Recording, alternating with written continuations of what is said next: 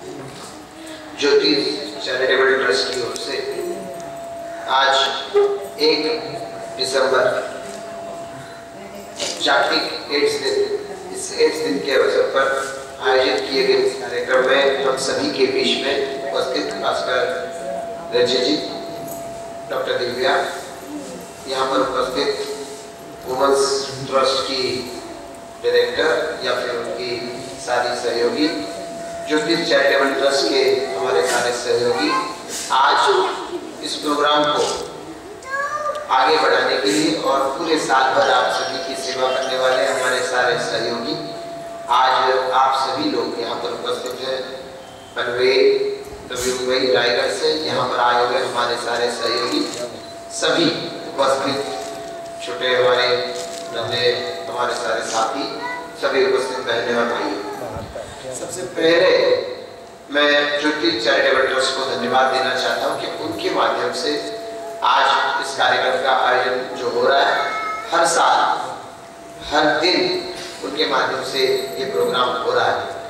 आज इस कार्यक्रम में आने से पहले मैं एक और कार्यक्रम में गया था, HLL life care Hindustan laxatives limited की लाइफ केयर लिमिटेड इस कंपनी के एक कार्यक्रम के लिए, और उस कार्यक्रम में जब मैं गया तो मैंने वहां पर पाया कि हर तरीके से समाज में अलग अलग कैपेसिटी में, अलग अलग क्षमता से समाज के जरूरतमंदों को मदद करने के लिए लोग तैयार रहते हैं। हम सभी लोग इस भारत देश के वासी हैं। देश के प्रधानमंत्री नरेंद्र मोदी जी ने इस देश को हंसता खेलता बनाने का संकल्प किया हुआ है, और इसके लिए सबसे ज्यादा अगर किसी चीज की आवश्यकता है तो वो आवश्यकता है हम एक दूसरे को पहचाने, एक दूसरे की ताकत को पहचाने, और जब हम एक दूसरे को पहचानेंगे, एक दूसरे की ताकत को पहचानेंगे, तब हम कहीं ना कहीं जिंदगी में आगे बढ़ सकते हैं। जहां पर एक संस्था दूसरे संस्था के लिए कुछ मदद कर सकती है, उसे करना चाहिए। HLL लाइफ केयर वालों ने बात की कि मोदी जी ने अभी हर भारत देश की एक जो कोई कंपनी है, वो कंपनी जो मुनाफा कमाती है, उस मुनाफे का 1% हिस्सा, 100 रुपया अगर मुनाफा कमाया तो 100 रुपये में से 1 रुपया आज उनको corporate social responsibility CSR activity में देना पड़ेगा, और वो कहाँ दे, वो उस कंपनी का निर्णय।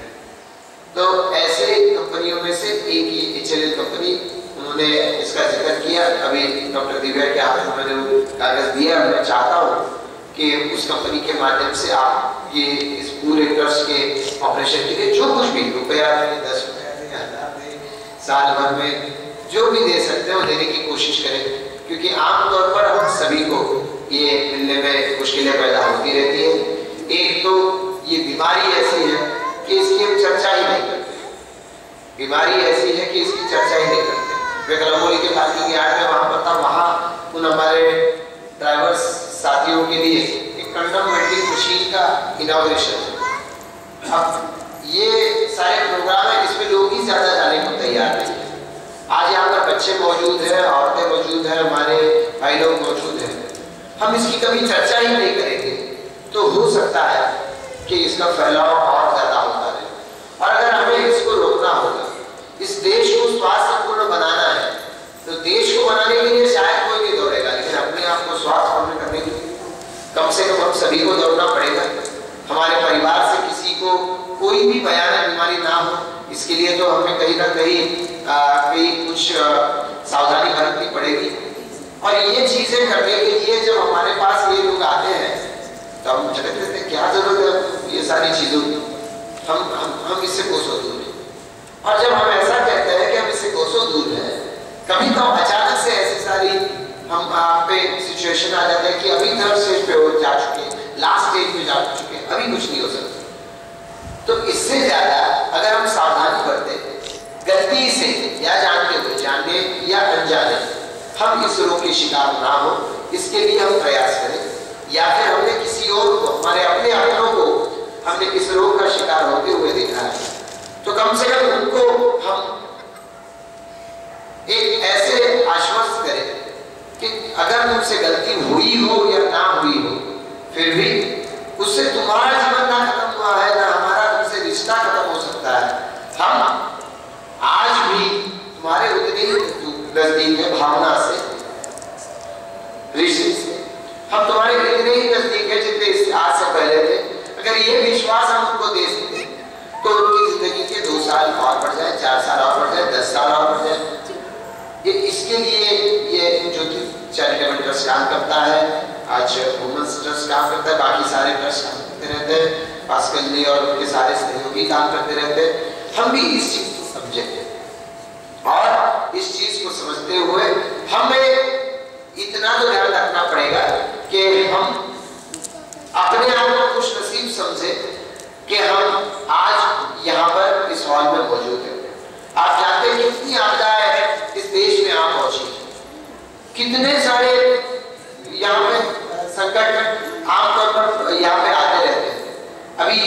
कुछ 15 दिन पहले चेन्नई में इतनी जोर से बारिश हुई, महीना चल रहा है दिसंबर, नवंबर महीना था, नवंबर महीने में बारिश कहाँ से आती, पर इतनी जोर से बारिश हुई कि बारिश में 5-5, 7-7 दिन तक इतना बड़ा शहर घिरा रहा। कितने सारे लोगों की उसमें मौत हुई। क्या वो लोग हाथ पर लिख के आए थे कि ऐसी कोई बाढ़ आएगी और बाढ़ उनकी मृत्यु हो जाएगी? किसी ने कभी सोचा भी नहीं। तो फर्ज कर लीजिए कि ऐसा इंसान जो बाढ़ आने से पहले अपने घर पे था और घर के सारे उसको दुत्कार रहे थे कि तू क्यों फेल हो गया, तो फेल हो गया इसका मतलब तेरी जिंदगी खत्म, तूने नौकरी क्यों छोड़ दी, तूने नौकरी छोड़ दी, तेरी जिंदगी खत्म। और इसके लिए उसको दुत्कार रहे थे। अगले दिन दूसरे दिन बाढ़ आ गई, उसको लेके चली गई। हम सोचेंगे अरे कल शायद मैं उसको ना दुत्कारता, उसे नहीं कोसता, तो शायद आखिरी पल उसके साथ मैंने जो बिताया वो मुझे यादगार बना रहता। तो ऐसे हम सारे इंसान जो बैठे हैं, कौन लिख के आया कि 60 साल 70 साल 80 साल तक जीता रहे? हमारे जीवन की रेखा कितनी बड़ी है, कितनी छोटी है, यहाँ तक हम में से किसी ने नहीं देखा है। तो कम से कम इतना तो जरूर कर सकते हैं कि जब तक वो रेखा दिखे ना दिखे, जब तक हम अपनी सांस को ले रहे हैं, तब तक सामने वाले को कम से कम खुशी दे, सामने वाला क्या कह रहा है प्यार से सुने, और अगर उसे मदद कर सकते हैं तो मदद करने की अपनी ओर से कोशिश करें। मैं समझता हूँ कि जब हम जागतिक एड्स दिन को मना रहे हैं तो 2 चीजों को हमने ध्यान में देना चाहिए। एक चीज जो सावधानी है, उस सावधानी को बरतना है कि सावधानी अगर हमने नहीं बरती तो कम से कम हम लोगों को बताया कि आप सावधानी बरतो। सावधानी अगर हमारे किसी अपने ने नहीं बरती तो कम से कम लोगों को बताया कि चलो हमारे फैमिली में एक ट्रेजेडी हो गई, हम उससे जूझ रहे हैं, लड़ेंगे, जब तक हम सभी में ताकत है हम सब लोग मिलकर लड़ेंगे। और कम से कम आप इसे सावधानी बरतो ताकि आपके फैमिली के इर्द गिर्द ये बीमारी ना पहुंचे, चाहे वो ब्लड के ट्रांसफर से हो या चाहे किसी और तरीके से हो, ये बीमारी आप तक नहीं आए, इसके लिए आप सावधानी बरतो। और दूसरी चीज कि हमें एक दूसरे के प्रति स्नेह से रहना। आमतौर पर एक आदमी जो आपके इर्द गिर्द के फ्लैट में रहता है, फ्लैट में रहते हुए उसने न जाने कितने छोटे मोटे अपराध किए, न जाने कितनों का दिल उसने दुखाया हुआ है। जब एक आदमी पे पत्थर ढेर सारे गिर रहे थे कि उसने बहुत बड़ा पाप किया है, तो किसी महात्मा ने कहा कि पत्थर पहला वो मारा जिसने अपनी जिंदगी में एक भी अपराध नहीं किया। तो जब 1 मिनट पहले उसके ऊपर सैकड़ों पत्थर गिर रहे थे, 1 मिनट के बाद एक भी पत्थर नहीं गिरा, क्योंकि अपनी जिंदगी में हमने छोटी मोटी भूल, छोटा मोटा अपराध तो किया हुआ ही है, हम अपने आप को माफ कर चुके लेकिन दूसरों को माफ करने के लिए तैयार नहीं। तो ये जो सारी चीजें हैं, ये सारी चीजें अगर हम सोचेंगे, सुनेंगे लेकिन सोचेंगे नहीं, और सोचने के बाद में भी हम अपनी जिंदगी में आज हमें जो जिंदगी मिली है उसके बारे में अगर ऊपर वाले का शुक्रिया नहीं अदा करेंगे, उसको अगर धन्यवाद नहीं देंगे, तो हम अपने आप से भी हम लोग कहीं ना कहीं दगाबाजी कर रहे हैं, अपने आप से भी हम लोग कहीं ना कहीं खिलवाड़ कर रहे हैं। आज ये हमारे सारे छोटे छोटे यहाँ पर बच्चे हैं, ये बच्चे अपने जीवन में हर दम कुछ अच्छा कर सकते हैं, अच्छा दिखा सकते हैं, कोई अच्छी कला दिखा सकता है, कोई अच्छा भाग सकता है, कोई पढ़ाई में अच्छा हो सकता है। जो उसे अच्छा करना हो करने के